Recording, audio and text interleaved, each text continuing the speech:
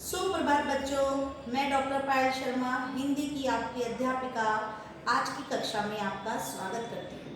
आज का हमारा व्याकरण का विषय है वाक्य भेद। वाक्य क्या है, वाक्य के कितने भेद हैं और उनके भेदों को पहचान करने के लिए किन किन शब्दों से पहचान आसानी से की जा सकती है, इन सभी बातों की चर्चा हम आज की कक्षा में करेंगे। आइए हम अपनी कक्षा शुरू करते हैं। वाक्य दो या दो से अधिक शब्दों का सार्थक समूह, मतलब एक हमारा वाक्य जिसमें दो या दो से अधिक शब्द हो। जैसे सत्य की जीत होती है। यदि मैं इस वाक्य को ऐसे बोलूं कि होती है जीत सत्य की, तो इसका कोई सार्थक अर्थ नहीं बन रहा है, ना ही कुछ समझ आता है। इसका सही अर्थ, सार्थक समूह यही है कि सत्य की जीत होती है। वाक्य के कितने भेद होते हैं? वाक्य के दो भेद होते हैं, अर्थ के आधार पर वाक्य भेद और रचना के आधार पर वाक्य भेद। हम अपनी कक्षा में अर्थ के आधार पर वाक्य भेद पर चर्चा करेंगे। अर्थ के आधार पर बच्चों हमारे वाक्य भेद 8 प्रकार के होते हैं। पहला वाक्य विधानवाचक वाक्य, वह वाक्य जिससे किसी प्रकार की जानकारी प्राप्त होती है वह विधानवाचक वाक्य कहलाता है। जैसे भारत एक देश है, मोहन घर जाता है, तो इससे जानकारी प्राप्त हो रही है।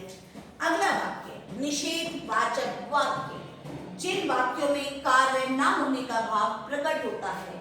जैसे मैंने दूध नहीं पिया, मैंने यह काम नहीं किया, नहीं, ना जैसे शब्दों से पहचान होती है हमारी निषेधवाचक वाक्य की।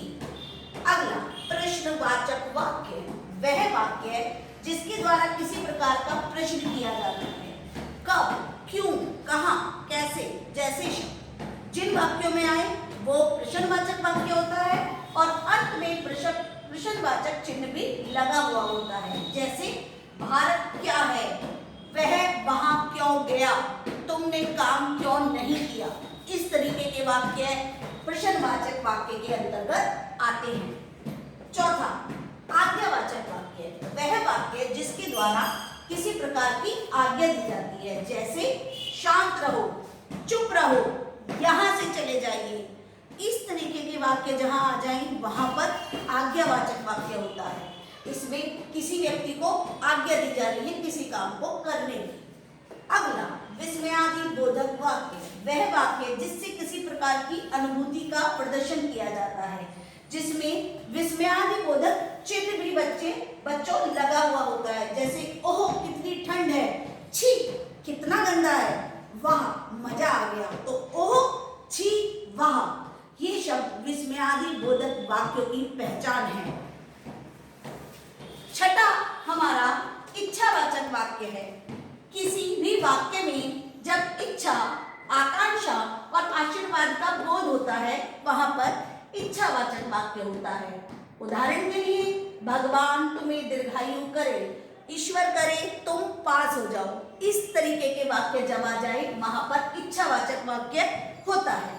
संकेतवाचक वाक्य, जब किसी वाक्य में किसी संकेत का बोध होता है वहां पर संकेतवाचक वाक्य होता है।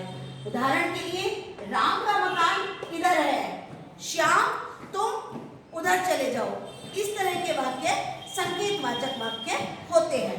संदेहवाचक वाक्य या संभावनार्थक वाक्य, इस वाक्यों में संदेह का बोध होता है और शायद, संभावना जैसे शब्दों का प्रयोग होता है। जैसे शायद कल वर्षा होगी, संभवतः वो कल आ जाएगा। आशा करती हूँ आपको अर्थ के आधार पर वाक्य भली भांति प्रकार से समझ आ गए होंगे। धन्यवाद बच्चों।